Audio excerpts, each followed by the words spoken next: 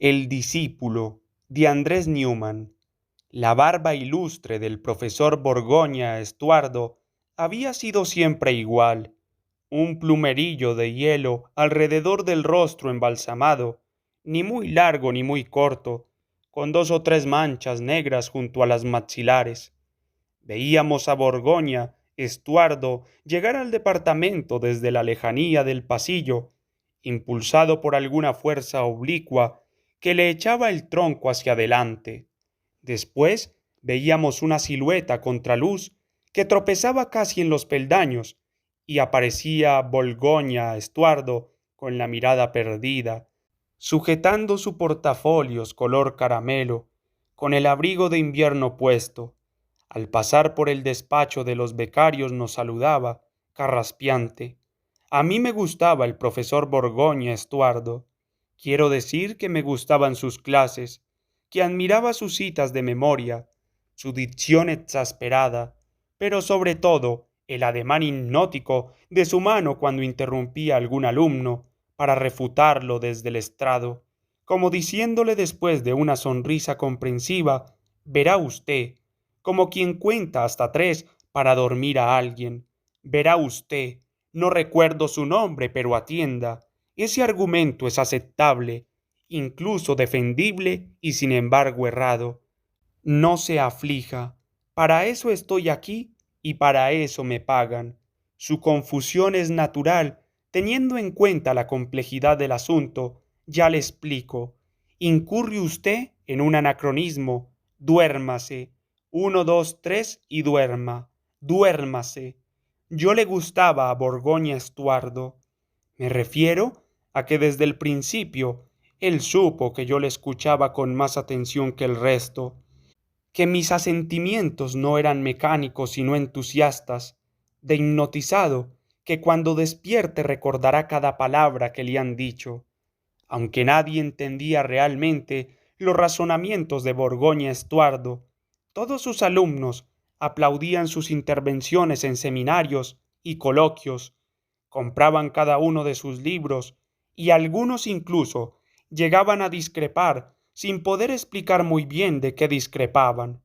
Me llevó menos tiempo del que suponía atraer su interés, hacer que sus preguntas en clase estuvieran tácitamente dirigidas a mí, ganarme su confianza para ayudarlo en pequeñas tareas académicas. Antes de lo que yo mismo hubiera podido soñar, pasé a formar parte de su círculo, compuesto por una tropa de admiradores sesudos, colegas exalcohólicos, conferenciantes invitados y 2 o 3 becarios como yo, que interveníamos de vez en cuando para dejar constancia de que nuestro silencio era analítico y no de desconcierto. Pero era, francamente, desconcierto. Nos mirábamos de reojo los unos a los otros, escrutándonos para comprobar si alguien había hojeado alguna vez aquellos ensayos desconocidos, aquellos raros prólogos o aquel artículo recóndito que sólo Borgoña Estuardo y alguno de los sesudos parecían haber leído. Lo imposible no era refutar a Borgoña Estuardo, lo imposible era coincidir, porque ninguno de nosotros había dado jamás con esa idea o esa cita. Fueron muchas e inútiles las noches en que intenté ganar tiempo rebuscando en mi biblioteca, afanado en descubrir un atajo por donde salirle al encuentro al maestro y revelarle un mísero pie de página. Cada vez que volvíamos a vernos, yo repasaba mentalmente mi modesto abracadabra para lanzarlo en el momento en que causara mayor efecto. Pero Borgoña Estuardo me desmontaba el rostro con su mirada de péndulo y me respondía: verá usted, eso lo dijo mucho antes X. ¿X? Preguntaba entonces alguno de los becarios, y la estatua egipcia de Borgoña Estuardo suspiraba complacida. Naturalmente, X, el imprescindible X, fundamental si queremos entender el origen del problema, y empezaba tit, tat, 1, 2, 3, y te duermes otra vez, y hablaba y nos hablaba, y los sesudos asentían 3, 2, 1, y finalmente tenía razón, porque tenerla, Borgoña Estuardo la tenía siempre. Una tarde, mientras ordenaba las fotocopias de bibliografías comentadas que Borgoña Estuardo me había encargado, me asaltó la tentación de llevármelas a casa.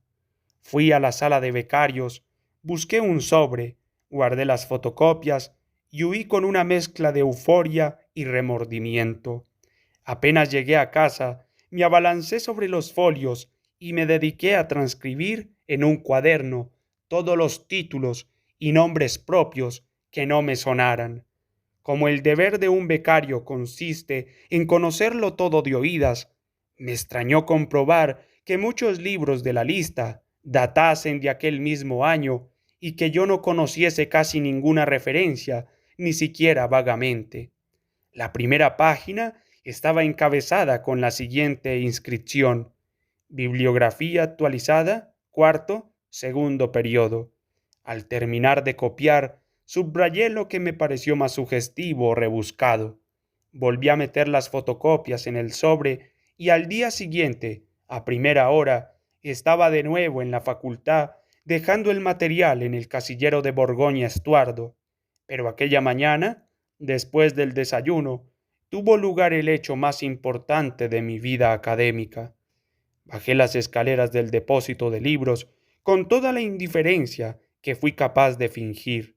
Saludé a la bibliotecaria con una mueca sabionda y de inmediato, imitando los movimientos preocupados del investigador experto, me escabullí entre las estanterías. Caminé hasta la pared del fondo, me detuve bajo un foco y, hecho un manojo de nervios, abrí el cuaderno para comenzar mi búsqueda. Irrumpí en el despacho de Borgoña Estuardo sin llamar. Al verme entrar de ese modo, él levantó la vista de la pantalla y me reprendió en silencio, con la barba inundada de un fluido azul y parpadeante. Debo reconocer que por un segundo me vi corriendo hacia el escritorio, arrodillándome ante mi maestro y suplicándole disculpas por haber usurpado su bibliografía. Sin embargo, escuché con claridad la lentitud de mis pasos y el sonido de mi propia voz nasal y enérgica. Cuando acabé de hablar, vi que la cara de Borgoña Estuardo había dejado de brillar y sonreía vagamente. Bienvenido al departamento, fue lo único que dijo. Yo me quedé clavado frente a su escritorio, confundido por la victoria, y al cabo de un rato de silencio di media vuelta y me marché entornando la puerta. Los siguientes días fueron extraños. Yo no me atrevía a revelarle a nadie mi hallazgo, y Borgoña Estuardo parecía algo inquieto, aunque procuraba mantener su jerarquía gótica y su tono inapelable. Pero, por debajo de su abrigo de invierno, Borgoña Estuardo temblaba de pudor y recelo ante el becario que más rápido había descubierto la inexistencia de los libros que él citaba de memoria. No cruzamos una palabra durante una semana.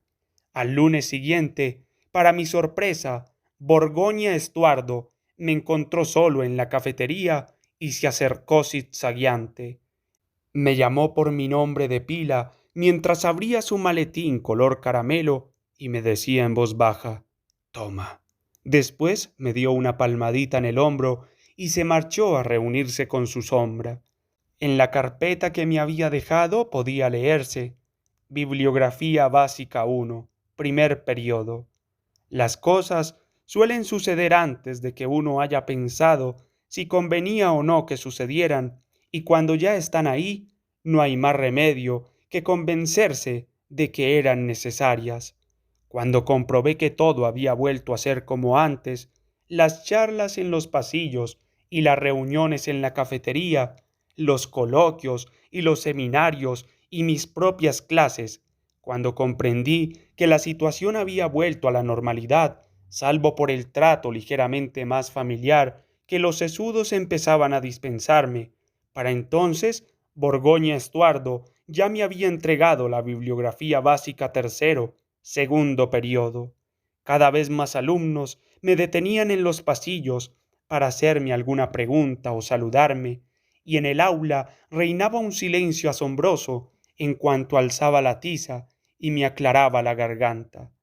Las horas en la facultad se me habían vuelto una brillante tortura. Observaba los rostros boquiabiertos de mis alumnos mientras me escuchaban pronunciar apellidos misteriosos, títulos extranjeros, ediciones imposibles. Los veía fruncir el ceño y tomar apuntes con una diligencia que me recordaba alarmantemente el amor al conocimiento que yo mismo había creído sentir hasta hacía poco. Me escuchaba perorar y me detestaba la atención que los alumnos dispensaban a mis mentiras y las paredes amarillas del aula y el laberinto de bancos, y detestaba también a Borgoña Estuardo. Tan solo la esporádica indignación que me asaltaba ciertas noches me permitía mantener la calma para seguir como si nada hasta que decidiera mi estrategia, mi venganza. Mientras tanto, los sesudos habían empezado a sentir a mis palabras y los nuevos becarios a envidiarme con envenenada simpatía. La ansiada ocasión no tardó demasiado en llegar. Borgoña Estuardo había organizado un ciclo de conferencias y había decidido incluirme entre los ponentes, que en su inmensa mayoría eran catedráticos de postín o remotas eminencias resucitadas de sus manuales. Oportunamente para mis planes, mi maestro me había destinado el primer turno por considerarme el más indicado para introducir en la materia a los asistentes y dejar paso a los especialistas. Tras estrechar una docena de manos frías, entramos al auditorio. Estaba repleto. Repasé velozmente las cabezas jóvenes e ingenuas, las páginas blancas con un bolígrafo encima, esperando para llenarse de palabreríos, y me convencí de que era el momento perfecto para hacer estallar todo por los aires. Por una vez se sabría la verdad entre aquellas paredes, aunque no fuera muy edificante. El escándalo sería mayúsculo. La barba de Borgoña Estuardo se derretiría y con ella todo un departamento, años y años de publicaciones impostoras, una especialidad entera que no había sido más que la trabajosa invención del vacío. Nos sentamos. La gente empezó a callarse de 10 en 10, de 20 en 20, en diagonal, en círculos. El auditorio quedó en silencio. Alguien hizo algo con los micrófonos que zumbaron y sentí que todo el mundo oía mi respiración. Me aclaré la garganta, acomodé el micrófono. Era el momento, era el momento. Todo al carajo. Levanté la cabeza para empezar a hablar y mi mirada se topó con el destello gélido de la barba de Borgoña Estuardo, quieto en primera fila a la espera de mis palabras. Entonces Borgoña Estuardo me miró como aplicándome una grapa en cada ojo y transmitiéndome una suavidad aséptica, como diciendo: vamos, joven, lo estamos escuchando. Usted verá que nos cuenta. Vamos, diciéndome: 1, 2, 3, duérmase y hable. Repítalo conmigo: 3, 2, 1 y adelante. Hable. De repente alguien hizo algo con los micrófonos y empezó a oírse mi voz nasal y clara por los altavoces. Yo no entendía nada de lo que iba diciendo, pero aquello duraba y continuó durante más de media hora hasta callarme. Una meticulosa exposición introductoria, una esmerada panorámica, un verosímil disparate que terminó arrancando la ovación de los allí presentes.